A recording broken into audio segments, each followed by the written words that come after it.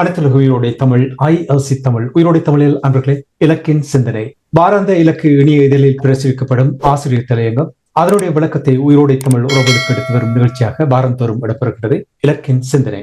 இந்த நிகழ்ச்சியில் எங்களோடு தமிழ் அறிஞர் மூத்த ஆய்வாளர் ஃபேட்டிமா மாஸ்டர் அவர்களும் பொறியியல் ஆய்வாளர் அரசவர்களும் இணைந்து விளக்கத்தை தரும் நிகழ்ச்சியாக இந்த நிகழ்ச்சி இடம்பெறுகின்றது. கலையத்தில் இருவரும் இணைந்திருக்கின்றார்கள். வணக்கம் மாஸ்டர் அவர்களே. வணக்கம் தனஞ்சானி. வணக்கம் அரிஸ். வணக்கம் அரசவர்களே. வணக்கம் தனஞ்சானி. வணக்கம். இருவருக்கும் வணக்கத்தை தெரிவித்துக் கொண்டு இன்றைய இலக்கின் சிந்தனையில் மாஸ்டர் ஆசிரியர் தலையங்கம் என்னவாக அமைந்திருக்கிறது? இயற்கையின் பேரிடருக்கு மத்தியிலும் மாற்றமின்றி தொடர்கிறது ஈழத்தமிழர் இளமை ஒடுக்கமும் ஈழநில அபகரிப்பும் என்பது இந்த வார ஆசிரியர் தலையங்கமாக இருக்கின்றது. ஸ்ரீலங்கா அரசு தலைவர் டித்வா சூறாவளி பேரிடரை எதிர்கொண்டு அனைவரும் ஒன்றாக பயணித்து நாட்டை கட்டியெழுப்புவோம் என நாட்டு மக்களுக்கு உரையாற்றுகின்றார். ஆனால் அதே நேரத்தில் அவர் நாட்டு மக்களாக கூறிக்கொள்ளும் ஈழத்தமிழர்களை அவரின் போலீசாரே பெண்கள் என்றும் பாராத அடித்து வைத்து அனைவரும் ஒன்றாக பயணிக்க நாங்கள் விடமாட்டோம் என்று தையிட்டியில் நிரூபித்துள்ளனர். பௌத்தர்கள் அமைதி நாளாக கொண்டாடும் முழு நிலவு நாட்டிலேயே புத்தருக்கு எதிரிலேயே இதனை நிலைநிறுத்தியுள்ளமைக்கு அரசு தலைவர் அனுரா குமார் திசாநாயக்கா எவ்வாறு நீதி வழங்க போறார் என்பதிலேயே அனைவரும் ஒன்றாக பயணித்து நாட்டை மனிதநேய அடிப்படையில் கட்டியெழுப்புவதும் நடைமுறை சாத்தியம் என்பது இலக்கின் இவ்வாறு கருத்தாக உள்ளது. தையிட்டியில் இந்த மண் எங்களின் சொந்த மண் என்ற மக்களிடமை ஒடுக்கி மக்களின் நிலத்தை அபகரித்து மக்களின் நிலத்தில் அடாவடித்தனமாக படைப்புல உதவியிடம் கட்டப்பட்டுள்ள விகாரைக்கு எதிராக மக்கள் அமைதியான முறையில் கடந்த 3 ஆண்டுகளாக மாதத்தின் ஒவ்வொரு மொழி நிலவிலும் நடாத்தும் தங்கள் நிலத்தை தங்களிடம் மீள கையளித்து தங்கள் வாழ்வாதார ஆதாரத்தை உறுதி செய்யுமாறு ஸ்ரீலங்காத்திடம் கோரிக்கை வைத்து அமைதியாக ஸ்ரீலங்காவின் அரசியலமைப்பு சட்டத்தை மீறாது போக்குவரத்து பாதை விட்டு வீதியோரத்தில் யாருக்கும் இந்த பாதிப்பும் பெறாதவாறு நடத்தும் மக்கள் போராட்ட தொடரில் 4/12/2025 காரணமின்றி வலிந்து பூந்து ஸ்ரீலங்காவின் நீதிமன்றம் போலீசாரின் தலையீட்டை விடத்தில் ஏற்கனவே கண்டித்திருந்த நிலையிலும் பங்கு பெற்றியவர்கள் தங்களை காலநிலையிலிருந்து பாதுகாக்க அமைத்திருந்த கூடார சீலைகளை வன்முறையாக பறித்திருந்து அதனை செய்ய வேண்டாமான கோரிய பெண்களை ஆண் போலீசார் அடித்து தாக்கிய இனவரி மதவரி நிகழ்வு பதிவாகியுள்ளது. அடிப்படை மனித உரிமைகளான கருத்து சுதந்திரம், அமைதியாக ஒன்று கூடும் சுதந்திரம், பேச்சு சுதந்திரம் என்பனவற்றை மறுத்து ஈழத்தமிழரின் தங்களின் உடைமைகளை பாதுகாக்கும் அடிப்படை உரிமையை வன்முறையாக தடுத்து ஈழத்தமிழ் மக்களின் ஜனநாயக பங்களிப்பை நிராகரித்துள்ளனர். இதன்படி ஈழத்தமிழர்கள் இளமை ஒடுக்கத்தை ஸ்ரீலங்கா அரசாங்கத்தின் சார்பில் நடைமுறைப்படுத்திய ஸ்ரீலங்கா போலீசார் சிங்கள பௌத்தர்களின் படைப்பல ஆதரவுடனான நில அபகரிப்பு, தையிட்டி விகாரை நிறுவுதல் என்னும் ஈழத்தமிழத்தின் மேலான பண்பாட்டளிப்புக்கான ஸ்ரீலங்கா அரசாங்கத்தின் அரசியல் செயற்திட்டம் என்பதை இயற்கையின் பேரிடருக்கு மத்தியிலும் மாற்றமின்றி நடைமுறைப்படுத்தியுள்ளனர். இந்நிலையில் ஈழத்தமிழர்கள் மேலான இன அழிப்பு நோக்கு, பண்பாட்டு இன அழிப்பு நோக்கு கொண்ட விடயங்களை ஈழத்தமிழர்களின் ஊடகங்கள் என தங்களை கூறிக்கொள்ளும் ஊடகங்கள் கூட முக்கிய செய்திகளாக வெளிக்கொண்டு வராது மௌனிக்கின்ற கேவலமான ஊடக பண்பை இலக்கு உண்மையாக கண்டிக்கிறது. நடைபெறும் ஈழத்தமிழின் அழிப்பை பொறுப்புடன் வெளிப்படுத்தி அதனை நீக்குவதை நிபந்தனையாக வைத்து ஸ்ரீலங்கா அரசுடன் உரையாடல்களை செய்ய வேண்டிய உலக தமிழர் அமைப்பினர் அதனை விடுத்து பேரிடரில் ஆளும் அரசுக்கு உதவி தமக்கான வெகுசன போராட்டங்கள் தமக்கான நன்மைகளை பெற குழு அமைக்கும் கேவலமான போக்கை உலக காண்கின்றது. அவ்வாறு நன்மைகளை பெற அமைக்கும் இந்த கேவலமான தன்மைகளுக்கு ஊடாக வெகுசன போராட்டங்கள் நடக்கின்ற பொழுது அதில் தாங்கள் கலந்து கொள்ளாது தாயகத்திலும் அவற்றை தாங்கள் அனைத்திலும் மையப்படுத்த அனைத்து நாடுகளும் வாழும் ஈழத்தமிழர்கள் தாய கடமையை செய்யாது விடுவதாலேயே வெகுசன போராட்டங்களில் பங்குபற்றுபவர்களை ஸ்ரீலங்கா படையினர் தாங்கள் நினைத்த மாதிரி நடத்துகிறார்கள் என்ற வேதனையான உண்மையை இனியாவது அனைத்து ஈழத்தமிழரும் உணர்ந்து விருப்ப வெறுப்புகளை கடந்து ஈழத்தமிழர்கள் நீதியின் குரலாக செயற்பட வேண்டும் என்று இலக்கின் எதிர்பார்ப்பாக உள்ளது.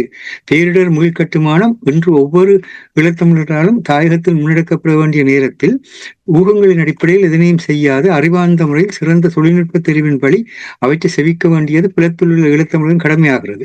நடந்த இழப்பாக கருதாது இருப்பதை வளர்ச்சிக்கான அத்திவாரமாக கொண்டெழுதல் எந்த இழப்பின் இடையிலும் மீள்திறன் கொண்டெழுவதற்கு அவசியம். இதனை பொருளாதாரமே அரசியல் நிர்ணயிக்கும் நிலையில் பொருளாதாரத்தின் ஆணிவேரான பயிற்சிகையிலும் நடைமுறை சாத்தியமாக்க வேண்டும் என்பதை உறுதிப்படுத்தும் வகையில் ஈழத்தமிழர் சாயத்தில் இயற்கை பேரிடரில் ஈழத்தமிழர்கள் மீள்திறன் கொண்டெழ போராடி கொண்டிருக்கும் நேரத்தில் உணவினதும் மனிதநேயத்தினதும் புதிய தொடக்கம் என்னும் நூலின் ஆசிரியரான பிரித்தானியாவைச் சேர்ந்த ஊடகவியலாளர் ஜார்ஜ் பொன்பியோ அவர்கள் பிரித்தானியாவின் ஆங்கில நாளிதழான தி கார்டியன் 5/2/2025 பத்திரிகையில் ஆக்ஸ்போர்டில் ஒரு குடி குடித்தவாறு வேளாண்மை புதிய ஏற்பாட்டை தரும் பாத்திரம் என்றுமுள்ள அதிசயம் கண்டு வியப்பால் தடுமாறலாம் என்னும் இயற்கை அறிவியல் கட்டுரை எழுதியுள்ளார். இதனை சவுத் ஆக்ஸ்போர்ட்ஷியரின் விட்செட் ஆன் தேம்ஸில் இயற்கை முறையில் இயற்கைக்கு எந்த பாதிப்பையும் விளைவிக்காது உரங்களோ களைக்கொல்லிகளோ பூச்சிநாசினிகளோ பயன்படுத்தாது பயிற்சியை செய்வதை ஊக்குவிக்கும் பண்ணை நடத்தி வரும் இயற்கை பயிற்சியை நூறான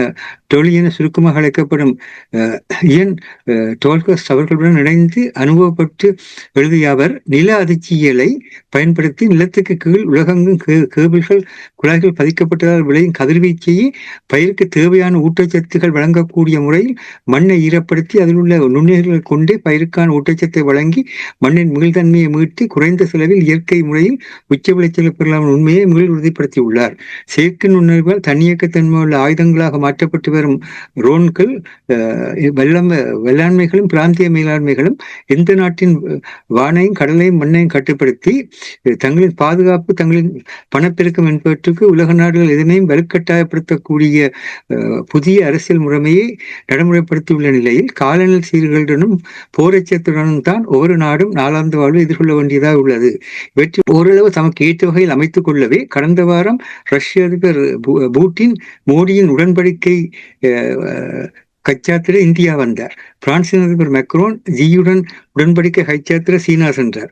ட்ரம்புக்கு உலக உதவந்தட்ட சங்கமான பிஃபா அதன் அமைதிக்கான பரிசை வழங்கி 96 ஆண்டில் முதன்முறையாக 48 அணிகளுடன் 2025 ஆண்டுக்கான போட்டிகள் நிர்ணய இழுப்பை நடத்தி ட்ரம்பின் காசா உக்ரைன் அமைதி முயற்சிகளுக்கு அங்கீகாரத்தை வழங்கியது. ஆயினும் மக்கள் உறுதியுடன் மக்கள் இறமையை பேணுவர் என்பதற்கு உதாரணமாக உக்ரைன் எந்த எல்லை இழப்பையும் அனுமதிக்க மாட்டோம் எனவும் பலஸ்தீனியர்கள் மண்ணை விட்டு கொடுக்க மாட்டோம் என்றும் உறுதியாக உள்ளனர். இவ்வாறு மக்கள் இறமை கருத்தில் எடுக்கப்படாது வெள்ளாண்மைகள் மேலாண்மைகள் வழி பூரணான அமைதி என்ற முள்ளிவாய்க்காலில் உலக நாடுகள் தொடங்கிய புதிய முறையை உலகின் புதிய அரசியல் ஒழுங்குமுறையாகவே மாறிய நிலையில் வாழ்கின்ற மனிதர்கள் காலநிலை சீர்கேடுகளையும் போரட்சத்தின் அல்லது போரின் விளைவுகளையும் நாளாந்த வாழ்வின் ஒரு அங்கமாக ஏற்று அதற்கு நடுவில் தங்கள் மண்ணையும் மக்களையும் பாதுகாப்புடன் கூடிய அமைதியையும் வளர்ச்சிகளையும் கட்டமைத்தே ஆக வேண்டிய தேவை தோன்றிவிட்டது. இதற்கு ஈழத்தமிழர்கள் விதிவிலக்கல்ல. இந்த மண் எங்களின் சொந்த மண் என்பதை முதன்மைப்படுத்தி ஈழத்தமிழர் ஒருவரும்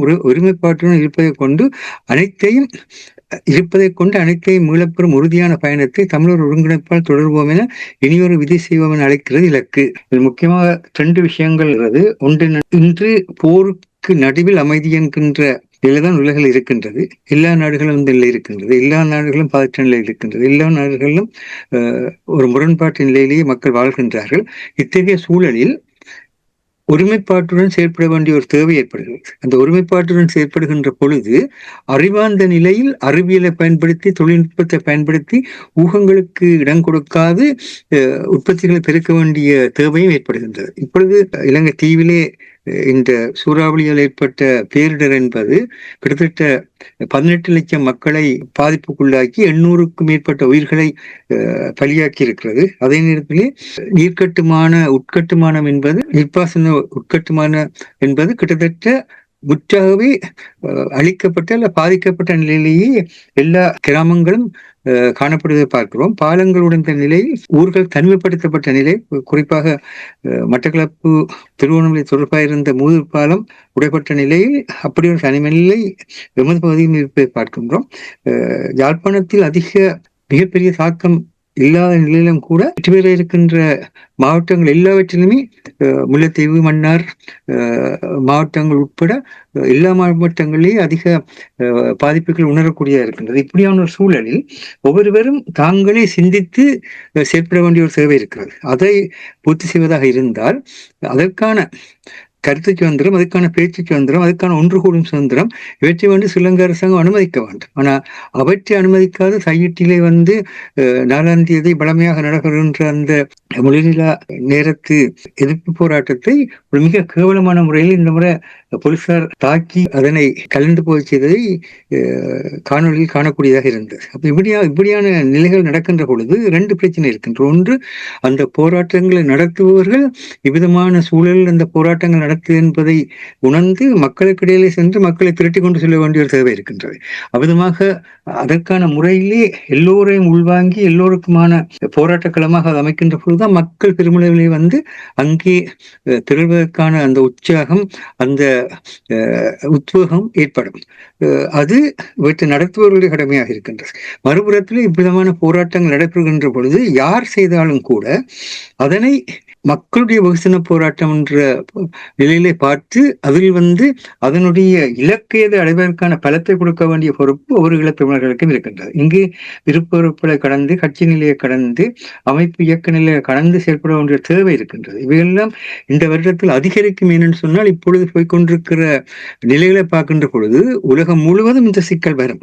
உலகம் முழுவதும் இந்த சிக்கல் வருகின்ற பொழுது அதனை மக்கள் தங்களுக்குள்ளே இருக்கின்ற அந்த ஒருமைப்பாட்டின் ஊடாகத்தான். அதனால்தான் நாங்கள் திருப்பி திருப்பி ஒருங்கிணைப்பு என்ற சொல்லை பயன்படுத்துகிறோம். ஒருங்கிணைப்பு என்பது வந்து அதுல கருத்து வந்து ஒருவர் சொல்வதை மற்றவர் செய்வதென்றோ அல்லது நாங்கள் சொல்வதைத்தான் நீங்கள் செய்ய வேண்டும் என்று ஒருவர் செயற்படுத்த நினைக்கின்ற நிலை அல்ல. அதற்கு மாறாக வந்து நடைபெறுகின்றது என்ன என்கின்ற நடைமுறை யதார்த்தத்தை தெளிவுபடுத்த வேண்டும். அப்படி இந்த நடைமுறை யதார்த்தத்தை தெளிவுபடுத்தினால்தான் எல்லோருமாக சேர்ந்து ஒருவருக்கொருவர் உதவி செய்து கொண்டு செல்லலாம். இப்பொழுது அங்கே விதமான சிக்கல்கள் இருக்கின்ற பொழுது உலகத் தமிழர் அமைப்பு வந்து தாங்கள் 7 குழுக்களை 7 பேர் கொண்ட குழுவை அமைத்திருக்கின்றோம். அதற்கூடாக அரசாங்கத்துக்கான உதவியை அவர்கள் தாயகத்துக்கான உதவி என்ற வகையிலே செய்ய வேண்டும் என்று கேட்டிருக்கின்றார்கள். நீங்கள் கேட்கலாம். ஆனால் அதே அரசாங்கத்திடம் வந்து நீங்கள் நிபந்தனைகளை வைத்து ஈழத்தமிழர்கள் மேலான இன அழிப்பை, ஈழத்தமிழர்களுடைய இறைமையை ஒடுக்குவதை, தேசியத்தை ஒடுக்குவதை நீங்கள் நிறுத்த வேண்டும் என்கின்ற அந்த நிபந்தனையை வைத்துவிட்டு கேட்கின்றீர்களா? அப்படி அல்ல. நாங்கள் உங்களுக்கு உதவி செய்கிறோம். அப்படியானால் நீங்கள் 2 முறை கொழும்புல வந்து லக்ஸரி ஹோட்டல்ஸ்ல 2 முறை நீங்கள் போய் இருந்து சாப்பிட்டு குளிச்சு மருந்து போட்டு வரலாம். அவ்வளவுதான். அதற்கு மேலாக வந்து எந்த மாற்றம் ஏற்படாது. அப்ப இந்த உண்மைகளை உணர்ந்து மக்களிடம் சென்று மக்களுக்கு கூட செயல்பட வேண்டிய ஒரு காலமாக இருக்கின்றது. அனுரகுமார திசுநாயக்கா எல்லோரும் ஒன்றாக பயணிக்க என்று அழைக்கிறேன். அது மனிதநேய அழைப்பாக இருந்தால் அவர் அதற்கான கருத்து சுதந்திரத்தை, அதற்கான பேச்சு சுதந்திரத்தை, அதற்கான ஆழ்நிலை சுதந்திரத்தை, இது ஒரு இடத்துல வெகுசன போராட்டம் போனால் அவருடைய படைகளே அவர்களை காயப்படுத்துவதை பார்க்கிறோம். அவர்களுடைய படைகளே அவர்களை கைது செய்து அச்சுறுத்துவதை பார்க்கிறோம். விதமான ஒரு சூழலில் எதையுமே செய்ய முடியாது. இது வந்து ஒவ்வொரு குழுக்கள் அல்லது ஒரு கட்சிகள் அல்லது ஒரு அமைப்பு அல்லது ஒரு இயக்கம் தங்களை தாங்களே நிலைப்படுத்தி கொண்டு ஒரு செயல்பாட்டுக்கு உதவி. அது கூட எது வலிமையாக இருக்கின்றோ அது மற்றவற்றையெல்லாம் அடித்து பிடித்து போட்டு சிரிச்சு கொண்டு நிற்க நடக்குது. சரியா? அப்படியான இந்த நிலையில் நாங்கள் சிந்தித்து செயல்பட வேண்டிய ஒரு காலமாக இருக்கின்றது. இதற்கு மிகப்பெரிய உதாரணம் இன்றைக்கு வந்து உலக நாடுகளுக்கிடையே நடந்து கொண்டிருக்கிற விஷயம். பூட்டின் வந்து எதுக்காக இந்தியாவுக்கு வந்தார் என்று சொன்னால் ரஷ்யாவுடைய மீண்டெழும் எரிபொருள் சக்திகளை இந்தியாவுடன் தொடர்ந்து இணைப்பதற்காக வந்தார். அதான் உண்மை. அது இந்தியாவுக்குமா தேவையா இருக்கிறது. இந்தியாவுக்கு ரஷ்யாவினுடைய வானிலை புதிய கண்டுபிடிப்புகள் தேவையாக இருக்கின்றது. தேவைகள் எல்லாம் செயல்படுகின்றன. அங்கே யாருமே வந்து யாரிடத்திலும் வந்து மாமன் மச்சான் முறை கொண்டாடுவதற்காக பயணிக்கவில்லை. அதே மாதிரியாக வந்து இன்றைக்கு மெக்ரோன் வந்து சீனாவிலே போய் நிற்கின்றார். ஆனால் அவர் நிதானமாக தான் காய்ச்சார். அதாவது ஒத்துழைப்பின் மூலமாக நாங்கள் வந்து பாதுகாப்பை கொண்டு வரணும் என்ற கருத்தை கொண்டு வருகிறார்கள். அது யாருடனான ஒத்துழைப்பு என்ற கேள்விதான் இருக்கின்றது. வல்லாண்மைகளும் மேலாண்மைகளுக்கும் இடையிலான ஒத்துழைப்பா அல்லது உண்மையாகவே வந்து உலகத்திலே இருக்கின்ற தேச மக்களுடைய ஒத்துழைப்பா என்பது இன்னும் தெளிவாக இருக்கு இல்லை ஒரு இடத்துல. ஆனால் மெக்ரோன் ஒரு அளவில் பலஸ்தீனிய விடயத்தில் அவர் நடந்து கொள்கிற விதமும் உக்ரைன் விடயத்தில் அவர் நடந்து கொள்கிற விதமும் மற்ற தலைவர்கள் வந்து வித்தியாசமானதான் இருக்கின்றது. இன்று வந்து கடந்த வாரம் இங்கு வந்து ஜெர்மனுடைய அரசு அதிபர் வந்து இங்கு வந்து பிரித்தானிய மன்னரால் உத்தியோகபூர்வ அரசு வருகையாக வரவேற்கப்பட்டு இங்கு ஜெர்மனுக்கும் இங்கிலாந்துக்கும் இடையில் இருக்கின்ற அந்த உறவு பலப்படுத்தப்படுகிறது என்றால் 2030 ஆண்டு அளவிலே பிரித்தானியா முழு அளவில் போரை சந்திக்கக்கூடிய நாடாக தன்னை கட்டமைக்க வேண்டும் என்ற திசையில செயல்படுகின்றது. அப்படிதான் இந்த நேட்டோ நாடுகளுடைய வெளிவிவகார அமைச்சர்களுடைய கூட்டம் நடைபெற்றது. அதனுடைய நோக்கம் என்ன? ஐரோப்பிய நேட்டோ நாடுகளுடைய எல்லைகளை அமெரிக்காவின் உதவியுடன் பாதுகாப்பு உறுதிப்படுத்த வேண்டும் என்ற ஒரு நிலையாக இருக்கின்றது. இதற்கிடையிலே உலக உதவந்தாட்ட சங்கம் ட்ரம்புக்கு அமைதி பரிசை கொடுத்திருக்கிறார். அதிலிருந்து அவர் விளையாடுகிறார் என்ற தரவு தெரியவில்லை. சிலவள அவர் விளையாடுகிறார் என்றபடினால் அதுவும் ஒரு விதமான உதவந்தாட்ட சுற்று போட்டி தான். ஒரு நாளைக்கு சீனாவோட போட்டி, ஒரு நாளைக்கு ரஷ்யாவில் போட்டி அப்படின்னு சொல்லி அவர்கள் இந்த மாதிரியா குழுக்களை இந்தந்த நாடுகளுடன் சேர்த்து விளையாட வேண்டும் என்று 96 ஆண்டுகளுக்கு பிறகு 48 குழுக்கள் வருகின்றன என்று அவற்றை கிட்டத்தட்ட 104 உதயபந்தாட்ட போட்டிகளுக்கு கூடாக அவற்றை இணைத்து முடிவை காண்பதற்கு முயற்சிக்கிறார்கள். இவரும் அதே மாதிரி தான் உதயபந்தாட்டம் விளையாடுகிறார். விளையாடுறபடினால அவருக்கு அந்த பரிசு கொடுக்கப்பட்டது தெரியாது, ஆனால் கொடுக்கப்பட்டு விட்டது. அப்ப இவ்விதமான சூழலை பார்க்கின்ற பொழுது நாங்கள் இன்றைக்கும் பழைய மாதிரியான பேச்சுக்களையும் பழைய மாதிரியான கோரிக்கைகளையும் வைத்துக் கொண்டு நிற்க முடியாது. மாறுகின்ற காலத்துக்கு ஏற்ற மாதிரி, அந்த இடத்துக்கு ஏற்ற மாதிரி எங்களை நாங்களே மாற்றி அமைத்துக் கொள்ள வேண்டும். இதுக்கு இந்த பேரிடர் காலத்துல இதை நாங்கள் சரியாக செய்தோம் என்றால் அரசுக்கு நிபந்தனைகளை போட்டு அதை செய்யக்கூடிய வலிமை இயற்கை தந்திருக்கிறது. ஆனால் அரசுக்கு நிபந்தனைகளை போட்டு செய்யாமல் நாங்கள் ஆளுங்கட்சிக்கு, அரசுன்னு சொல்ல முடியாது, ஆளுங்கட்சிக்கு ஏற்ற மாதிரியாக நாங்கள் காவடி எடுப்போமா இருந்தால் அந்த காவடியாட்டம் கடைசியாக எந்த நிலைக்கு கொண்டு போய்விடும் என்பதை நாங்கள் கூற தேவையில்லை என்று நினைக்கின்றேன். டொனால்ட் ட்ரம்ப் அவர்களுக்கு பரிசு கொடுத்ததற்கு அவர்களுடைய கோபத்தை தணிப்பதற்காக நோபல் பரிசு கிடைக்கவில்லை இல்லையா? அதை தணிப்பதற்காகத்தான் அப்படி கொடுத்தார்களோ என்னோ தெரியும். ஆனால் நீங்கள் கூறுவீர்கள் சிந்தித்து செயல்பட வேண்டும் என்று நீங்கள் கூறும்பொழுது நான் உடனடியாக யோசித்தேன், எந்த பக்கத்தை நீங்கள் கூறுகிறீர்கள்? தமிழர் தரப்பை கூறுகிறீர்களா அல்லது அனுர குமரசிநாயக்கனுடைய தரப்பை கூறுகிறீர்களா என்று சிந்திக்க தோன்றியது. நல்ல சிந்தனை. என்ற இலங்கை தீவில் தான் மழை பெய்திருக்கிறது. அந்த இலங்கை தீவுக்கு அனுர தரப்பும் இருக்கின்றது, தமிழர் தரப்பும் இருக்கின்றது, அதே முஸ்லிம் மக்களும் இருக்கின்றார்கள், மலைய மக்களும் இருக்கின்றார்கள். எல்லாருக்குமான இலங்கை தீவுக்கு தான் நடந்திருக்கின்றது. இந்த பேரிடர் இனிமேல் தொடர்ந்து வராது என்பதற்கு எந்த ஒரு உத்தரவாதம் இல்லை. இப்ப சரியா சொல்ல போனால் 3 வருஷத்துக்கு முதலே அரசுக்கு நினைவிற்கும் நினைக்கின்றேன், இலக்கில் 2 எடிட்டோரியல் எழுதினோம். உடனடியாக ரிஸ்க் மேனேஜ்மெண்ட் ஆரம்பியுங்கள், உலகத்தில் இருக்கிற புவியியல் துறைகள், பல்கலைக்கழக புவியியல் துறைகள் யாழ்ப்பாணத்தில் மிகப்பெரிய வெள்ளம் பெறும் என்று சொல்லி 1-2 வருஷத்துக்கு முதல் இல்லை, 3 வருஷத்துக்கு மேல் சொன்னார்கள். 3 வருஷத்துக்கு மேல் சொல்கின்றார்கள் சொல்லி சொன்ன பொழுது அப்படி சொன்னோம், இந்த இடர் முகாமத்துவத்தை உடனடியாக செயற்படுத்தி வையுங்கள் என்று. செய்கிறார்களா? இல்ல. இதுதான் பிரச்சனை. அது எல்லாரும் பேசுகிறார்கள், பேசிவிட்டு அப்படியே போய்விடுவார்கள். அது என்னன்னா, நான் நினைக்கிறேன், சின்ன வயசுல இருந்து இந்த கோயில்கள்ல இந்த கதாபிரசங்கம் கேட்டபடினால இந்த கதாபிரசங்கத்தை கேட்டுக்கொண்டு கேட்கல அங்க தர்மம் நிலைக்குது, அதர்மம் அழியுது என்று சொல்லி ஒரு உற்சாகத்தோட இருப்பினான். முடிஞ்சு வீட்டை வந்த உடனே தர்மம் போயிடும், அதர்மம் தான் மிஞ்சி நிற்கும். அதே மாதிரி தான் இந்த தமிழரசு கட்சியோட கூட்டங்கள்ல அவர்கள் பேசுகின்ற அந்த அடுக்கு மொழியில் பிறந்து பால் குடிக்கிற குழந்தை கூட பாலை நிப்பாட்டி விட்டு தேசியம் பேசும். அந்த அளவுக்கு அடுக்கு மொழியில பேசுவார்கள். அந்த நேரத்தில் இருக்கிற அந்த வீரத்துடன் எல்லாரும் துள்ளிக்கொண்டு போவார்கள். ஆனா அதுக்கு பிறகு செயலில் என்ன நடந்தது என்பதை 48ஆம் ஆண்டிலிருந்து இன்று மட்டும் இருக்கின்ற அரசியல் வரலாறு தெளிவாக காட்டுகிறது. நன்றி மாஸ்டர். மாஸ்டருடைய அந்த ஆசிரியர் தலையங்கத்தில் தையீட்டி விவகாரத்தின் தொடர்பாக மாஸ்டர் அங்கே சுட்டிக்காட்டும் பொழுது அனுர குமரசிநாயக்காவுக்கு காவல்துறையும் ஒரு சவாலாக இருக்கின்றது என்று நீங்கள் நம்புகிறீர்கள். ஏற்கனவே தையிட்டியில் அமைக்கப்பட்டிருக்கின்ற விகாரை அது தனியாருக்கு சொந்தமான காணி. அந்த காணி தொடர்பாக தொடர்ச்சியாக இந்த போராட்டங்கள் நடந்து கொண்டு வருகிறது. இப்பொழுது இந்த அனர்த்தம் நடந்திருக்கிற நேரத்தில் அடாவடித்தனத்தை வெளிப்படுத்திய காவல்துறையினர் இது அனுர குமரசிநாயக்காவுக்கு சவாலாக இருக்கின்றது என்று நீங்கள் நம்புகிறீர்கள்? அவற்ற காவல்துறை என்னென்று அவருக்கு சவாலாக இருக்கும். அவர் சொல்றதை செய்யுது, அவ்வளவுதான். இப்ப ஒரு காவல்துறை காவல்துறை அதிபரை மாத்துறீங்க இடத்தை. ஒரு கான்ஸ்டபிள் உங்களுக்கு சவால் என்றால் நாங்கள் நம்பணும். காவல்துறை அதிபர் இப்ப இவ்வளவு காலம் நான் காவல்துறை அதிபரை 200 தூக்கி எறிந்தார், வீர பிரபந்தம் எல்லாம் காட்டு. ஏன் சிங்கள தேசத்துல? ஆனால் வடக்கில ஒரு காவல்துறை சாதாரண காவல்துறை ஊழியருக்கு அனுரா பயம் என்றால் அல்லது அனுராக்கு மானபங்கம் ஏற்படுத்துகிறார் என்றால் நாளைக்கு ஒரு சாதாரண பியோனும் உங்களுக்கு அப்படி செய்யலாம் என்றால் தமிழர் தேசத்திலே இது என்று சொன்னார். இப்ப மாஸ்டர் வடிவாக சொன்னார். இந்த எங்களுடைய ஆக்கள் நான் இந்த சிடிசிஎஃப் நாங்கள் பார்த்தோம், அதை பார்த்து அந்த செய்தியை பார்த்தோன்னே எனக்கு விரைச்சு போனேன். என்னென்றால் இலங்கை தூதரகம் செய்கிறவங்க செய்கிறாங்கள் ஐயா. இலங்கை தூதரகம் இருக்குது கனடாவில், 1 மில்லியன் கனடா கொடுத்திருக்குது. அதுக்கு போய் படங்கள், அது கோட்டுகள், டையல், ஷூவல் எல்லாம் கட்டி கொண்டு போய் நின்று வரிசையில் நின்று படம் வெக்கம் கட்டவங்களாக்கு. இப்ப நீங்க சரி, நான் இப்ப ஒரு செய்தி எழுதிக்க நான் அந்த பாக்குறேன், நீங்கள் இந்த செய்தியை வாசிக்கிறவங்க பாருங்க. இந்த ஈரோவிஷனை 4 நாடுகள் தாங்கள் பங்கு பெற்ற மாட்டோம் என்று சொல்லிட்டு இஸ்ரேல் பங்கு பெற்றினார். அயர்லாந்து, நெதர்லாந்து, ஸ்லோவாக்கியா உட்பட 4 நாடுகள். அதுல ஸ்லோவாக்கியா சொன்னது என்னென்றால், காசாவில் பலஸ்தீனியர்களின் இனப்படுகொலைக்கு காரணமான ஒரு நாட்டின் பிரதிநிதியுடன் நாங்கள் ஒரே மேடையில் நின்று பாட முடியாது.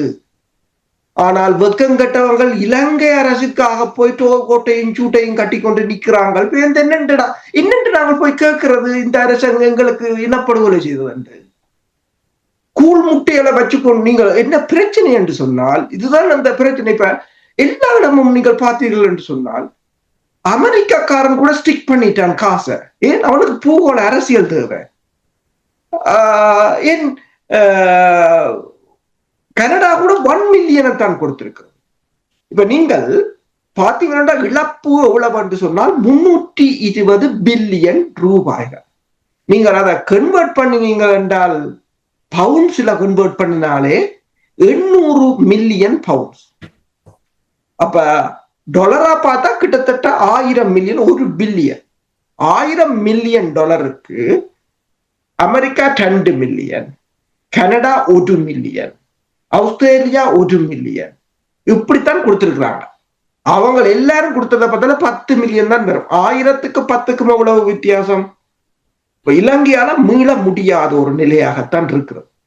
இது உங்களுக்கு கிடைச்ச ஒரு சந்தர்ப்பம். உங்களுக்கு எத்தனையோ சந்தர்ப்பங்கள் இருக்கின்றது. இப்ப இதுதான் நான் இப்ப இந்த புயல் ஒன்றை எங்களுக்கு தெளிவாக சொல்லி காட்டி இருக்கிறது. தமிழ் மக்களுக்காக செயற்படக்கூடிய ஏதாவது ஒரு அமைப்பு உங்களுக்கு தேவை, அவசரமா தேவை. இந்த குப்பை கூலங்களை எல்லாம் கூட்டி அள்ளி போட்டு இல்ல என்ன சொல்லி கொண்டு வராங்கன்னு சொன்னா, முந்தி விடுதலை புலிகள் 2 லோரியில சாமான அனுப்பினப்ப 2004 அப்ப அவங்க ஒரு தேசம் இன்னொரு தேசத்துக்கு உதவணும். இப்ப இந்தியா ஏன் இலங்கைக்கு உதவுறது? அப்பதான் அப்படி கொடுத்தபடியேதான் அது தேசமாக மதிக்கப்பட்டது. தங்களோட தேசத்தை தேச கௌரவத்தை காப்பாற்ற வேண்டும் என்றதுக்காண்டிய கொடுக்கத்தான் வேணும். இப்ப நீங்கள் தேசமா இருக்கிறீங்களா? அடிமை என்னென்று இன்னொரு ஆளுக்கு உதவி செய்யலாம். அடிமையா இருக்கிறவருக்கு எந்த அதிகாரமும் இல்லை. இப்ப அடிமையா இருக்கிறத கூட, அதாவது இப்ப கொடுமையிலும் கொடுமை என்ன சொல்லுங்க அப்ப. நான் அடிமையா இருக்கிறதுன்றதே எனக்கு தெரியாம இருக்கிறாரா உண்மையா? அப்படியான ஒரு நிலைக்கு வளர்த்திருக்கிறாங்க. அப்ப இதுல இருந்து இந்த தமிழ் ஜனத்தை எவ்வாறு மீட்டெடுக்கிறதுன்றதுதான் மக்கள் தெளிவாக இருக்கிறார்கள். ஆனால் இந்த இப்படியான ஒரு பாத்தீங்கன்னு சொன்னால், அங்க சுமந்திரன் கட்டிக்கு போனாராம், நம்மளோட கதைச்சாராம், சஜித்தோட கதைச்சா. அவன் கதைச்சான கதை காட்டி என்ன? இப்ப என்னென்றால், நாங்கள் நம்மால எதிர்த்து சஜித்தை எதிர்த்தாலோ அதுன்ற மறுதாக்கம் என்னென்றால் நாங்கள் அனுராவை ஆதரிக்கிறோம் என்றால் மாதிரி. சிங்கள தேசத்துல ஒருத்தனை எதிர்க்கிறான்டால் இன்னொருத்தனை ஆதரிக்கிறான் அர்த்தம். இப்ப என்ன செய்யணும்? சிங்கள தேசத்தை விட்டுடுங்கோ, அது அவன் அரசியல், அவன் என்னமோ செய்துட்டு போகட்டும். உங்களை பாருங்கோ, ஸ்ரீலங்கா தூதர், இந்த புலம்பெயர் தேசத்தில் இருக்கிற அத்தனை அமைப்புகளும் இலங்கை தூதரக, நானே அதை ஆச்சரியமா இருக்கு, இலங்கை தூதரகம் செய்கிற வேலையெல்லாம் செய்து கொண்டிருக்கணும் என்று சொன்னால், இவர்கள் என்னென்று நாளைக்கு வெளிநாடுகள்ல போய் இலங்கை அரசு எங்களுக்கு இடப்படுகொலை செய்து என்று என்னென்று சொல்ல முடியும்? அவர்கள் சொல்லுவார்கள் என்னவென்றால், ஒரு அனர்த்தம் நடக்கும் பொழுது நாங்கள் இப்படி செயல்படுவதுதானே மனிதாபிமானம் என்று சொல்லுவார். மனிதாபிமானம், ஓகே, மனிதாபிமானம். இலங்கை அரசுக்கு மனிதாபிமானம் செய்யறதுக்கு இலங்கைக்கு தூதரகம் இருக்கின்றது.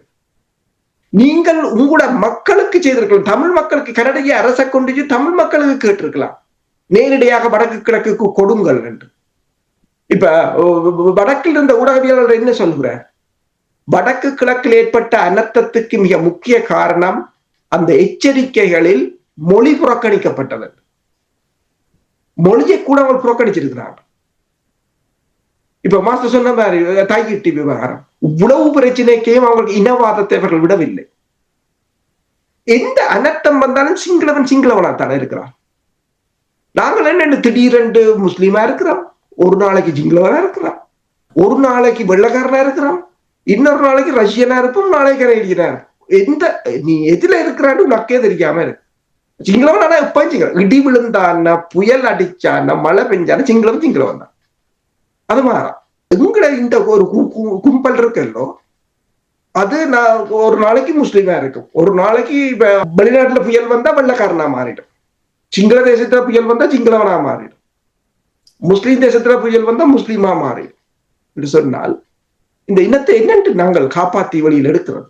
இல்ல இப்ப இந்த விடயமே உறுதிப்படுத்துகின்றது இல்லையா நாங்கள் பேசுகின்ற விடயங்கள்? அதாவது தமிழ் மக்களை பொறுத்த மட்டும் நீங்கள் பார்த்தீர்கள் மண்ணிலும் சரி புலத்திலும் சரி, நீங்கள் கூறியது சரி. அதாவது மக்கள் தெளிவாக இருக்கிறார்கள், ஆனால் மக்களுக்கு வழிகாட்டுவதற்கு இப்ப ஒரு தனிப்பட்டவராக இருக்க வேண்டும் என்று நான் கூறவில்லை, கூட்டாக கூட இருக்கலாம்.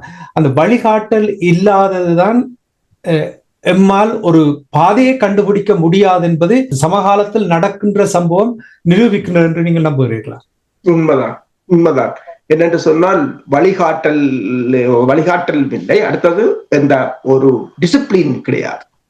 அந்த இனத்திடம் இந்த இனத்தை பிரதிநிதித்துவப்படுத்த போறார்களே, எந்த விதமான ஒழுக்க கட்டுப்பாடுகளும் அல்லது தான் என்ன செய்ய வேண்டும் என்றது எந்த விதமான ஒரு கொள்கைகளோ நடைமுறைகளோ எதுவுமே இல்லாத ஒரு கூட்டமாகத்தான் தெரிகிறார்.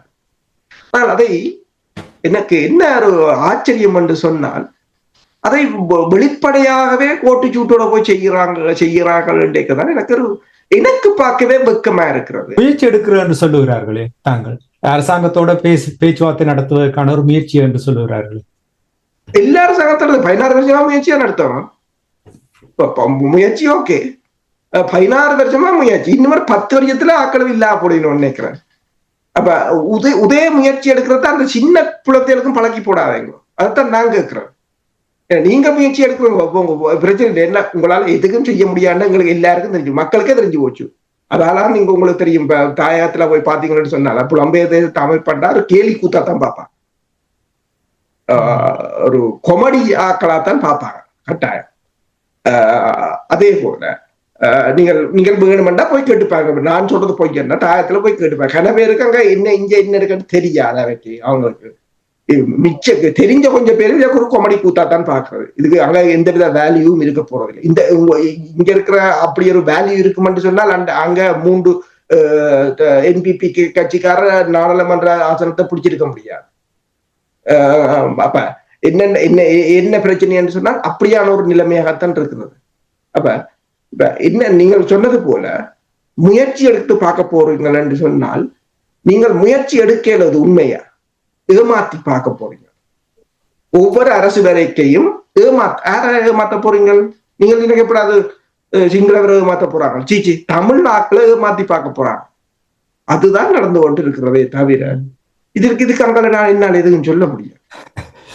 சரி, உடனடியாக எனக்கு அந்த ஹிமாலய பிரகடனம் அது அப்படியா ஏதோ ஒன்று செய்தார்கள், அதுதான் ஞாபகத்துக்கு வந்து நீங்கள் இந்த கோமாளி கூத்துகள் என்று சொல்லும் பொழுது நன்றி அரசோகளே. மாஸ்டர் நீங்கள் பாருங்கள், அரசோட கேட்ட கேள்வி அனுரகுமார திசாநாயக்காவுக்கு இது ஒரு சவாலாக அமைந்திருக்கின்றதா? காவல்துறை அவர்கள் அடிக்கடி கூறுகிறார்கள் தங்களுக்கு நேரம் வேணும், தங்களுடைய நகர்வுகள் மெதுமெதுவாகத்தான் இருக்கும் என்று சொல்லுகிறார்கள். ஆனால் இந்த காவல்துறையினுடைய அடாவடித்தனம் என்ன செய்தியை கூறுகிறது அனுரகுமார திசாநாயக்காவுடைய அரசாங்கத்துக்கு? இந்த காவல்துறையினுடைய அடாவடித்தனம் இந்த சிங்கள பௌத்த பேரினவாதத்தை எந்த ஒரு ஆளுங்கட்சியும் வந்து எந்த ஒரு நிலையிலும் வாயளவில் கூட கண்டிக்க மாட்டார்கள் என்பதை கூறுகிறது. அது உண்மை. ஏன்னு சொன்னால் என்ன பிரச்சனை அங்க நடக்கிறேன்னு சொன்னால், இல்ல எல்லா நாடுகளிலும் அரசாங்கங்களுக்கு எதிராக எதிர்கட்சிகள் வந்து அரசாங்கத்தை விழுத்துறதுக்கு முயற்சி எடுக்கிறது வழக்கம். அது படைகளும் கூட அந்த மாதிரியான கட்டமைப்புகள் அமையலாம். ஆனால் அரசாங்கம் என்ன செய்யும், அதனை இனங்கண்டு அவர்களை வெளியேற்றுவார். இப்ப அனுரகுமார திசாநாயக்காவுக்கு எதிராக மக்களுடைய கருத்தை உருவாக்குவதற்கு எப்படி செய்தார்கள் என்று சொன்னால், அவர் இன்று காலை அவர் அவ்வளவு பேரையும் வெளியேற்றிருக்கணும். அவர் வெளியேற்றி இருந்தார் என்றால் உண்மையில உலகத்துக்கு தெரியும், உள்ளுக்குள்ள ஒரு உட்பூசல் இருந்திருக்கு, அந்த உட்பூசலால் ஏற்பட்ட ஒரு பிரச்சனைன்னு தெரியும். இது எந்த அரசாங்கம் இருந்தாலும் தமிழர்கள்ல கை வச்சு, அதாவது நேற்றைக்கு கேவலம் அந்த அந்த வயசு போன தாய்மார் ஒரு பக்கத்துல அவங்களோட நிலத்தை புடுங்கி வச்சுக்கொண்டு ஊட்டச்சத்து கூட இல்லாம இருக்கிற நிலையில அதுகள் இருக்குது. இந்த வாழ்வாதாரத்தை முன்னெடுக்கிற நிலைக்கு அந்த தாய்மார்ல கை வச்சு அடிக்கிற அளவுக்கு துணிவு இருக்குது. அதுவும் அங்க இருந்த சட்டத்தரணிகளோட சொல்றேன், நான் தான் அந்த வழக்கு பேசினான், நீதிமன்றம் இந்த விஷயத்துல உங்களை தலையிடக்கூடாது சொன்னது உங்களுக்கு தெரியாதா?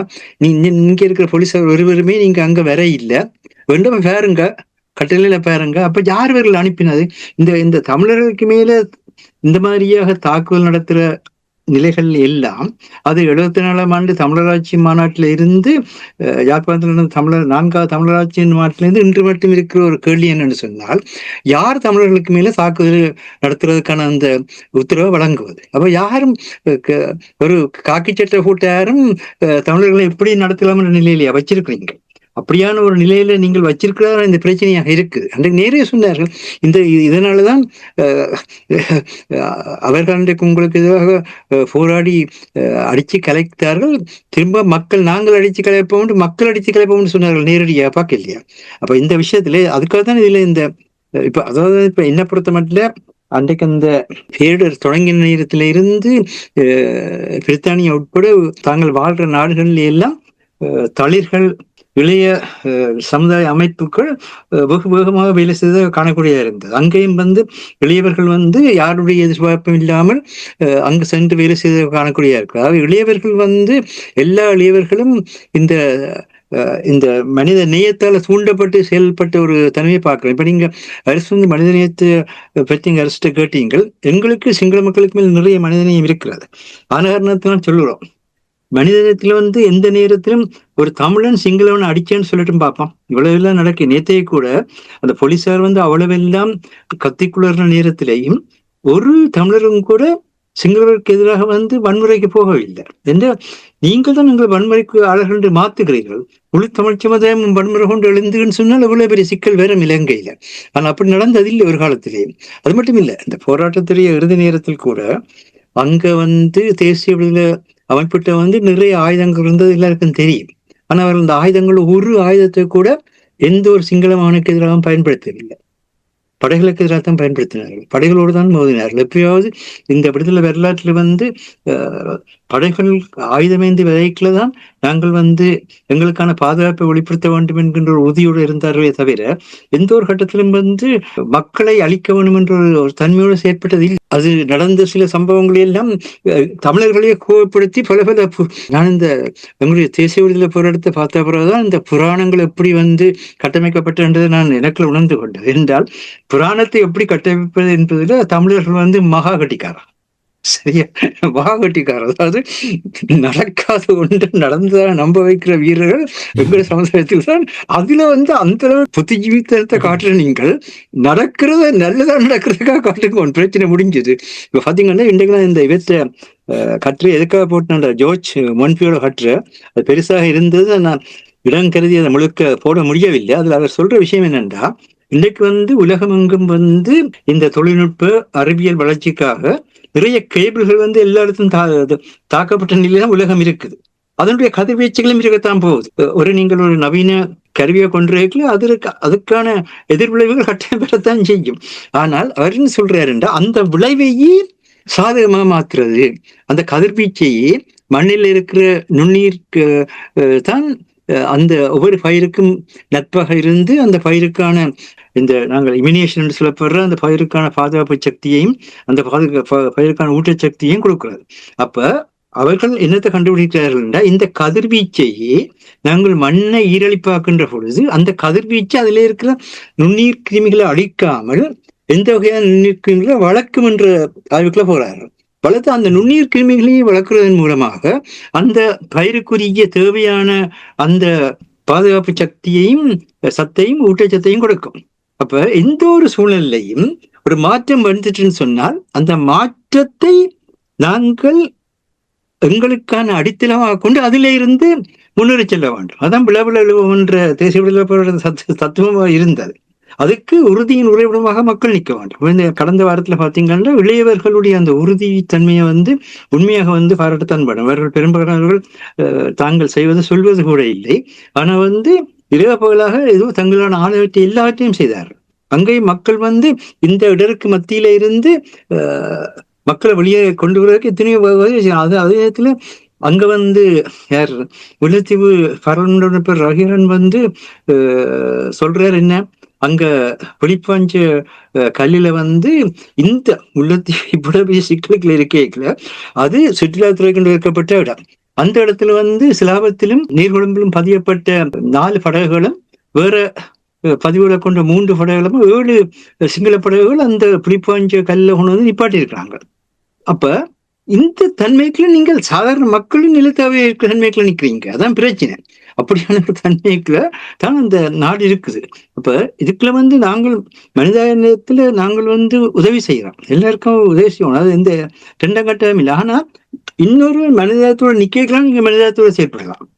இயேசுநாதர் கூட தெளிவா சொல்லுவார், 2 ஆடை உள்ளவன் ஒரு ஆடையை கொண்டு தான் சொல்லுவார். சரியா?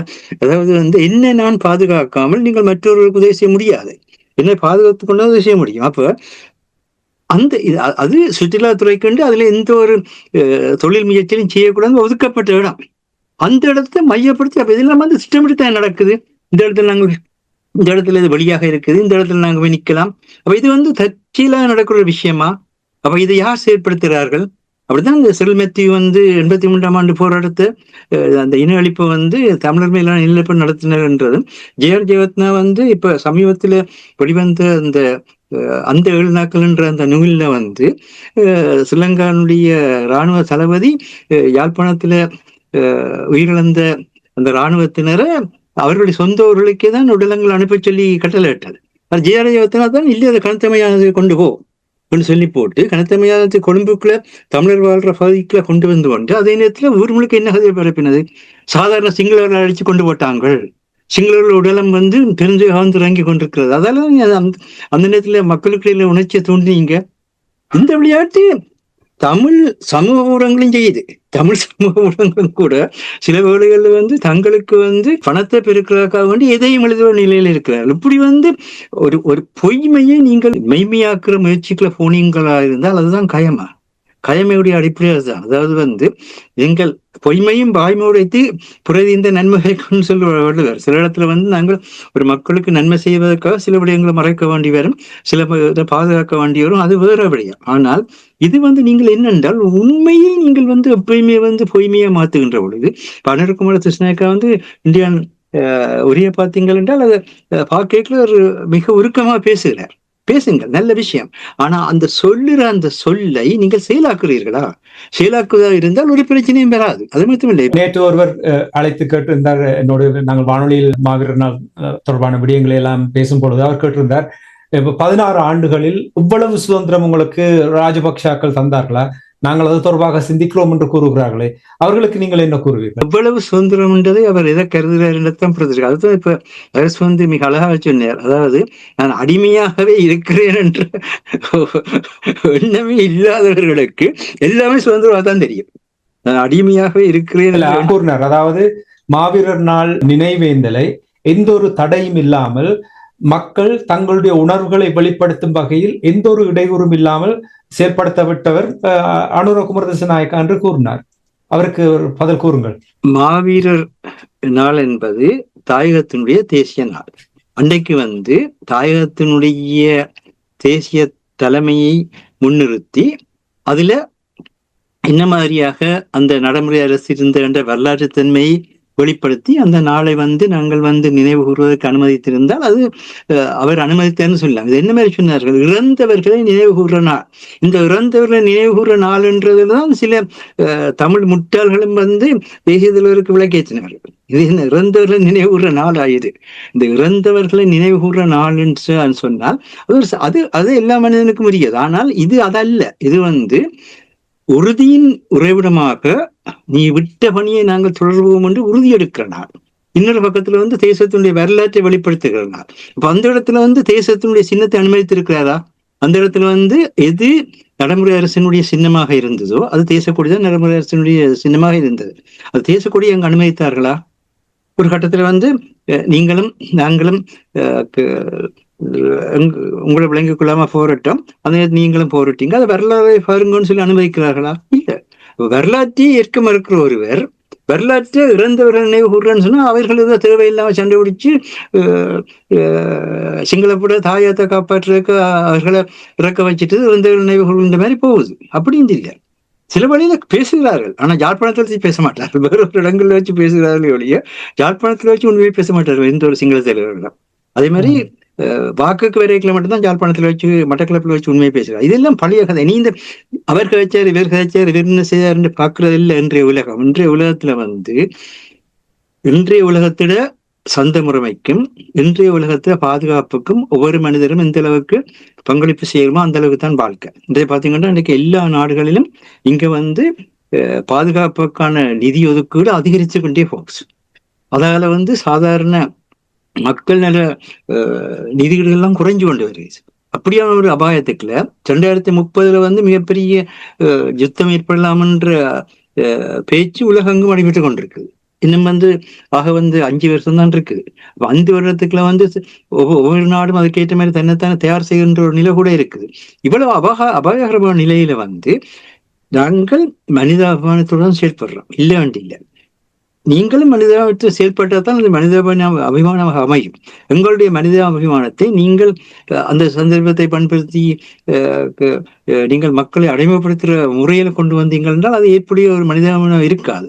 ஆனால் இதை வந்து ஸ்ரீலங்கா அரசு தலைவர் செய்தார் நாம் சொல்ல வரவில்லை. ஆனால் ஸ்ரீலங்கா அரசு தலைவர் விடுற பிழை என்னென்றால் இப்படி நடக்கிற இடங்கள்ல உடனடியாக இனங்காட்டி அவர்களுக்குரிய தண்டனைகளை நீங்க வழங்கினீங்கள் என்று சொன்னால் அது வந்து எப்படியதாக இருக்கும். இப்ப என்னத்துக்கு வளர்த்து கொண்டு போறீர்கள்? இறைமை நீக்கத்தை வந்து படைப்படத்தால செய்து வச்சுக்கொண்டு அந்த தேசிய நீக்கத்தை வந்து செய்வதற்கான அரசியலமைப்பை தான் கொண்டு வரீர்கள். புதிய அரசியலமைப்புல வந்து யாருமே தேசியத்தை பற்றி பேச முடியாது. தேசியத்தை பற்றி பேசணும். இப்ப 6வது திருத்தத்தால எப்படி வந்து இறைமை பற்றி பேச முடியாது என்று அங்க எல்லாரும் வந்து மல்லிகட்சி நிற்கிறார்களோ அதே மாதிரி புதிய அரசியலமைப்பு வந்துன்னு சொன்னா அந்த புதிய அரசியலமைப்புக்கான பிரச்சனைன்னு சொன்னா தேசியத்தை பற்றி பேசுகிற நிலவரம். தேசியம் வந்து தேச துரோக குற்றமா மாற்றப்படும். அப்படியான சூழலுக்கு போகின்ற பொழுது நீங்கள் எல்லா மக்களும் சட்டத்தின் சமன்றதை கொண்டு வாரீர்களா?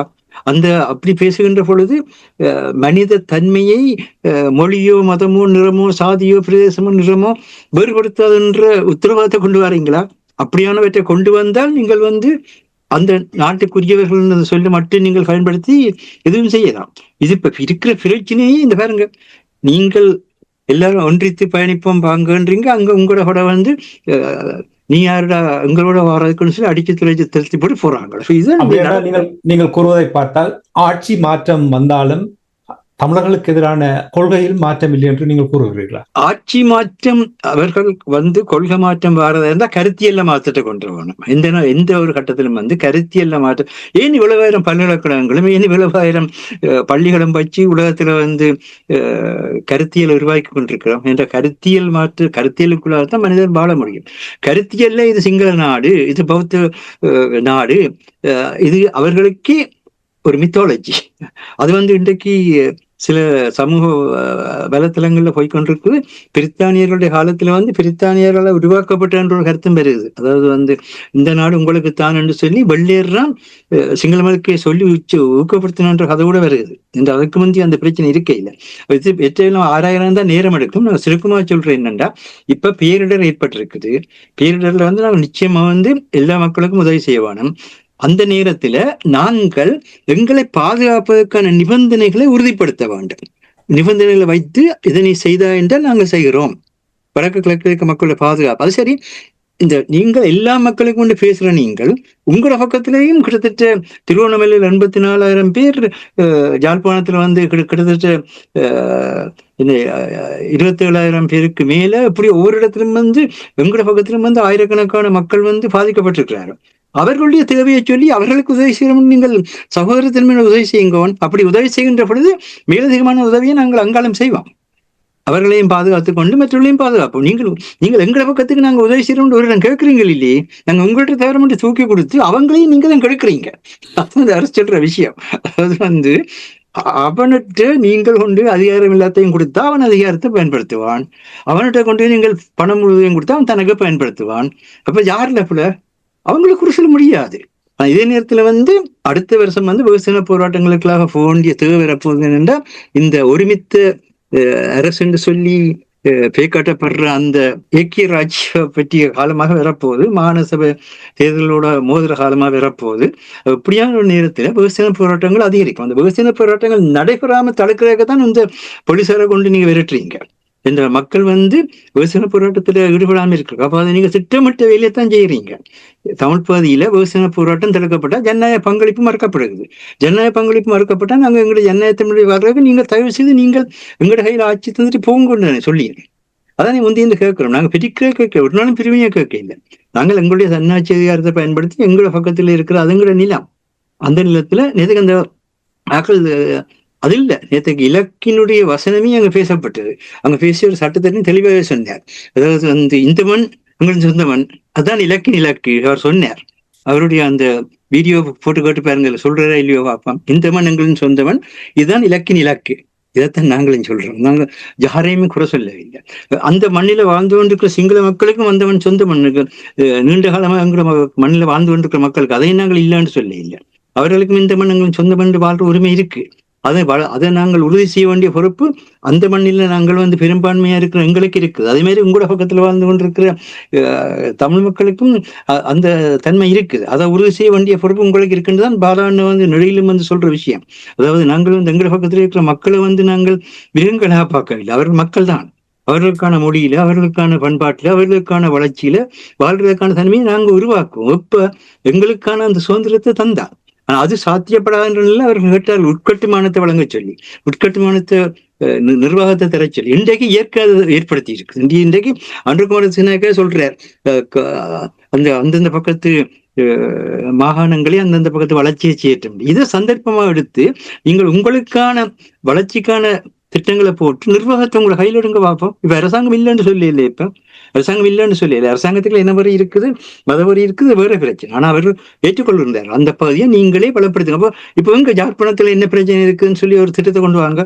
மட்டக்களப்பில் என்ன இருக்குன்னு கொண்டு வாங்க. முல்லைத்தீவுல, மன்னார்ல, அம்பாறையில, இந்தியால என்ன திருவண்ணாமலையில என்ன இருக்குன்னு அந்த பக்கத்துல இருக்கிற ஒவ்வொரு பாராளுமன்ற உறுப்பினர் என்று பலம் பெறதா சொல்லுங்க. அப்போ இந்த பக்கத்துல இவ்வளவு சேவை இருக்கு, இவ்வளவு காசாங்கன்னு வெளிநாட்டுல இருக்கிற மக்கள்கிட்ட கேளுங்க. நாங்கள் இந்த இவர்கிட்ட இருந்து இவ்வளவு காசை வேண்டி மக்களுக்கு உதவி செய்ய போறோம் அரசாங்கத்திட்ட செய்யுங்க பார்ப்போம். அதை அரசாங்கம் தடுக்கைகளை பிறகு பார்ப்போம். அது செய்ய மாட்டீங்க ஒருவேரும். ஏன்னா உங்களுக்கே தெரியாது. உங்களுக்கு இருக்கிற பிரச்சனை என்னன்றா, இந்த சிலவழியில அரசுக்கும் நினைவிற்கும் எங்களுக்கும் அந்த நினைவிற்கு என்னன்னு சொன்னால், துப்புரவா பாடத்தை உண்டையுமே படியாம சோதனைக்கு வாரவன் ஹோலுக்குள்ள விளையாட்டுல கையை ஆட்டி கொண்டுதான் வருவான். வந்து சிரிச்சு கொண்டு உட்காருவான். என்ன சொன்னா அவனுக்கு என்ன எழுதணும்னு தெரியாது. சரியா, பேப்பரா கொடுத்தா அவங்களுக்கு சிரிப்பா இருக்கும். என்றால் அவர்களுக்கு அதாதியா ஒரு 15 நிமிஷத்துல அல்லது ஒரு அரை மணித்தியாலத்துல எதையோ தனக்கு தெரிஞ்சல அழி தந்து போட்டு திருப்பி தந்து கூட போயிடுவேன். அந்த மாதிரிதான் நீங்க இருக்கிறீங்க. நீங்க உங்களோட மக்களை படிங்க. உங்களோட மக்கள் உங்களுக்கு பாடம், இந்த பாடத்தை நீங்க படிச்சீங்கன்றதான் மக்களுக்கு என்ன தேவைன்றது புரியும். ஆனா நீங்க மக்கள்கிட்ட போய் எங்க படிக்கிறீங்க? அது கிடையாது. இப்ப அர்ச்சுனா ராமநாதன் இந்த வகையில தன்னுடைய வாழ்க்கையை தொடங்கின உண்மை. ஆனா அர்ச்சுனா ராமநாதன் அந்த வகையில வாழ்க்கையை தொடங்கின பிறகு அதை அந்த திசையில வளர்த்து கொண்டு போக வேண்டிய பொறுப்பு இருக்கு. அந்த திசையில வளர்த்து கொண்டு போக வேண்டிய பொறுப்பை அவர் மேலும் மேலும் வளர்க்க வேண்டிய தேவை இருக்குது. அதுக்காக தான் ஒரு கேட்டிருந்தார், இந்த இலக்குல நீங்க அர்ச்சுனா ராமநாதனை பற்றி பேசுறே இல்லையே என்று. அர்ச்சுனா ராமநாதனை பற்றி நாங்கள் ஒரு கருத்துமே சொல்லவில்லை. அது காரணம் என்னென்றால், ஒருவர் தன்னுடைய சொந்த முயற்சியால வளர்ந்து வரைக்குள்ள அவர் எப்படி வளர்ந்து வர்றதுக்கான அந்த வழியை அனுமதிக்க வேணும். அந்த வழியில அவர் வளர்ந்து வருகின்ற பொழுதுதான் அவரே பல அனுபவத்துக்கூடாக அதை திருத்தி கொண்டு போவார். இப்பொழுது பல விஷயங்கள்ல அவர் சனத்தனை திருத்தி கொண்டு போறதையும் பார்க்கக்கூடியா இருக்குது. இந்த விஷயத்துல என்னை விட அரசு கூட சொல்லக்கூடிய நிலை இருக்கு. என்னன்னு சொன்னால், அங்கே இருக்கிற விடயங்களை கூடுதலாக தெரிஞ்சவர். அர்ச்சுனா ராமநாதன் பார்லிமெண்ட் அங்கெங்கெல்லாம் கதைக்கலாம் பல விஷயங்களை சொல்றாரு, உண்மை. ஆனால் அதுக்கு ஒரு முறைமை இருக்குது. இந்த சர்வதேச தளத்துல நிக்கிறான். அதே நீங்க சொல்ற முறைமையை பயன்படுத்தி நீங்க சொல்றதை அழித்து போட்டு போகக்கூடிய சக்தி படைத்த ஸ்ரீலங்கா அரசாங்கம். ஆகவேதான் அந்த முறைமைகளுக்கு கூட பயணிங்கன்றதான் சொல்றமே தவிர, அவர்கள் உண்மையை பேசுகின்ற பொழுது நாங்கள் உண்மை இல்லை என்று யாருமே சொல்லவில்லையே. ஆனால் உணர்ச்சி நிமித்தம் நீங்கள் கொந்தளிச்சீங்க, யாராக இருந்தாலும் உணர்ச்சி நிமித்தம் கொந்தளிச்சீங்க, அவ்வளவுதான். அந்த உணர்ச்சி என்பது உங்களுடைய பகுத்தறிவை செயற்பட விடாது. பகுத்தறிவை செயற்பட விட்டவுடனே பிரச்சனையை தீர்க்கிறதுக்கான அந்த ஆற்றல் இழப்பம். இதுதான் இன்றைக்கு நடந்து கொண்டிருக்கிற பிரச்சனை. நன்றி மாஸ்டர் அரசோர்களே. நீங்கள் இப்ப மாஸ்டர் சிந்தித்து செயல்பட வேண்டும் என்று கூறும் பொழுது நான் அந்த பக்கமா இந்த பக்கமா என்று யோசிக்கும் பொழுது இப்ப மாஸ்டர் நீங்களும் தெளிவாக அனுரகுமார் திசாநாயக்கனுடைய பக்கத்தில் என்ன விதமான நிலைப்பாடு என்ற விடயங்களை நீங்கள் கூறியிருக்கிறீர்கள்.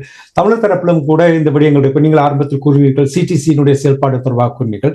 இப்ப அங்கே தையிட்டியில் இவ்வாறான ஒரு நிலைமை ஏற்பட்டால் தமிழர் தரப்பிலும் சரியாக பயணிக்க முடியாத ஒரு வெளிப்பாடாக நீங்கள் பார்க்கவில்லையா இந்த குழப்பத்துக்கு காரணம்?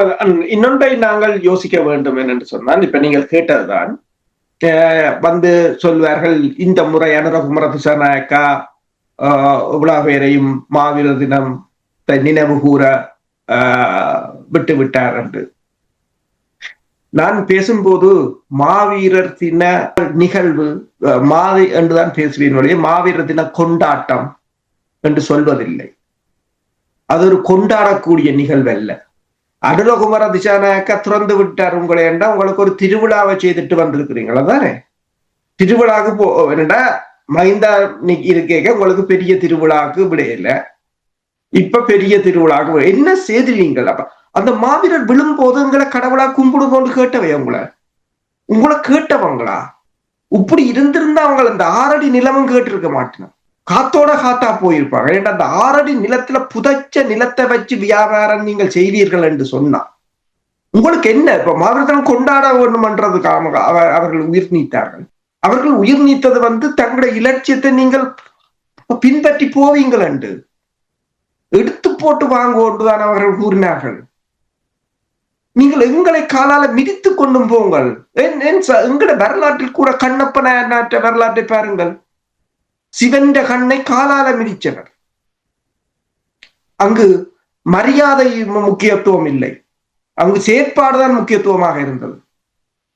அதுதான் நீங்கள் என்ன செய்கிறீர்கள் என்று சொன்னால், அவர்களை தெய்வமாக்கி அவர்களை கும்பிட்டு விட்டு ஓடிவிட்டோம் என்று உங்கள் கடமையை முடிச்சுக் கொள்றீங்க. அதுக்காக சரி, இன்னொன்று நீங்கள் பார்க்கலாம், என்னென்று உங்களுக்கு எல்லாம் ஷார்ட் மெமரியா இருக்குது.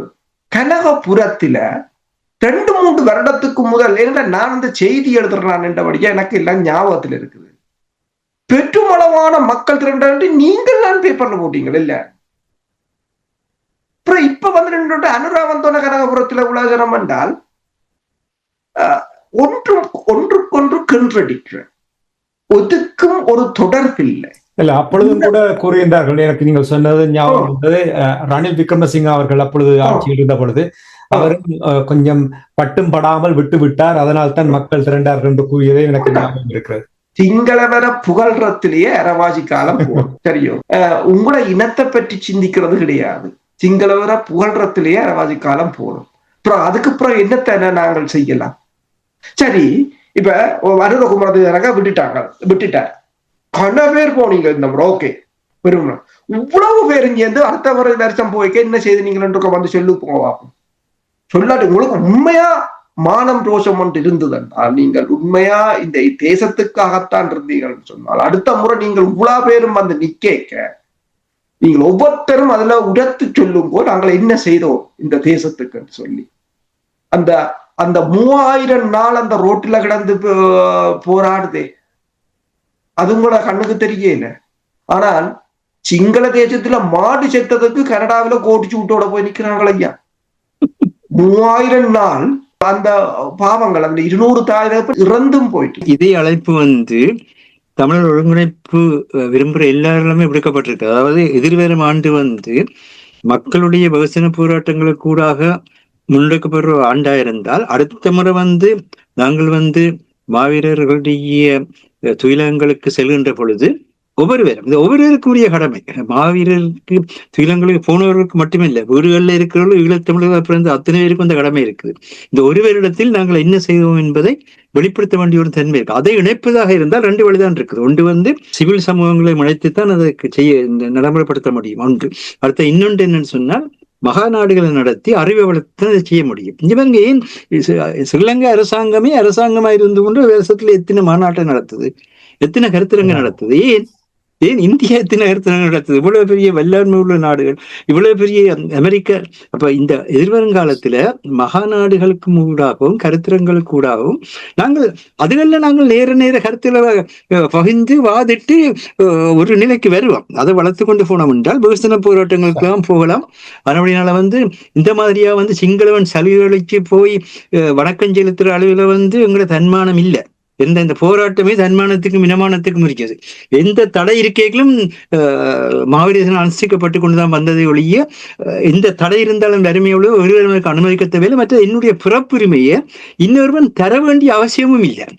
என்னுடைய பிறப்புரிமை மறுத்தால் அவன் மனித உரிமைக்காக செயற்படுறான்ற அந்த பேரை அவன் எடுப்பான். அவ்வளவு. அதைத்தான் அவர்கள் இப்பொழுது உலக நாடுகள்ல மனித உரிமைக்காக நாங்கள் நிற்கிறோம் என்று காட்டி தங்களுக்கான நிதியை பெறுவதற்காக செய்கின்றார்கள். அவ்வளவுதான் உண்மை. நிச்சயமாக நீங்கள் கூறுவது போல் எவ்வளவு தடைகள் இருந்தாலும் மக்கள் தெளிவாக அந்தந்த கட்டுப்பாடுகள் இருந்தாலும் தங்களுடைய கடமைகளை செய்து கொண்டு வருகிறார்கள். அரசு அவர்கள் கூறியது போல் அடுத்த ஆண்டு வரும் பொழுது என்ன செய்தார்கள் என்று கேட்கும் பொழுது நிச்சயமாக மக்கள் தெளிவாக இருக்கிறார்கள்.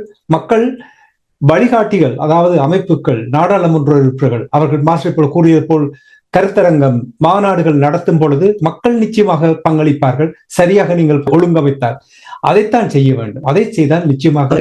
நீங்களும் பலமுறை சொல்லியிருக்கீர்கள். இந்த ஊடகத்துல கூட யாராவது ஏதாவது மக்களுக்கு செய்ய போறோம் என்றால் மக்களுக்கு இதை செய்ய போறோம் என்று சொல்லி கதையுங்க. யாரா இருந்தாலும் கதையுங்க.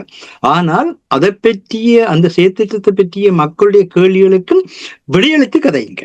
நாங்கள் இதை செய்கிறோம், நீங்கள் ஏற்றுக்கொள்றோம் என்ற நிலையில எதையுமே செய்ய முடியாது. ஒரு செயற்திட்டத்தை நீங்கள் பேசுங்கள், கதையுங்கள், மக்களுக்கு முன்னால் கொண்டு போங்கள், எல்லாரும் ஒருமைப்பட்டு நிற்போம். ஆனா அந்த செயற்திட்டத்தினுடைய தன்மை என்ன, அதுல இருக்கக்கூடிய சந்தேகங்கள் என்ன, அச்சயங்கள் என்னன்றதை மக்கள் கேட்கின்ற பொழுது மக்களுக்கான பதில் அளித்தீங்கள் தான் மக்கள் பெருமளவில் இணைவார்கள். அந்த இடைவெளியும் செயற்திட்டம் பெற்று வரும். மக்களை வழிவழி நடத்துவது இவர்களுடைய பொறுப்பு. அதனால்தான் அவர்கள் அமைப்பாக இருக்கிறார்கள். இல்லை என்றால் மக்கள் தங்கள் பாட்டில் தங்களுடைய வேலைகளை பார்த்து விடுவார். இவ்வளவு பெரிய மாவீரர்கள் ஒழுங்கு செய்யறது மிக கஷ்டமான விஷயம். ஆனா அதனுடைய பலன் உச்சத்தை தொட வேண்டும் என்பதுதான் இந்த உரையாடலுடைய நோக்கமாக இருக்கிறார். அந்த நோக்கத்தோடு நாங்கள் இன்றைய இலக்கின் சிந்தனை நிகழ்ச்சியை தொடர்ந்து கொண்டு வருவோம். நிகழ்ச்சியில் பங்கெடுத்த தமிழறிஞர் மூத்த ஆய்வாளர் ஃபெட்மார்க் மாஸ்டர் அவர்களுக்கும் பொறியியல் ஆய்வாளர் அரசு அவர்களுக்கும் நன்றி கூறி தனஞானி இந்த நிகழ்ச்சியை கொண்டு வருகின்றேன். நன்றி, வணக்கம் மாஸ்டர் அவர்களே. நன்றி, வணக்கம் அரசு அவர்களே. நன்றி, வணக்கம்.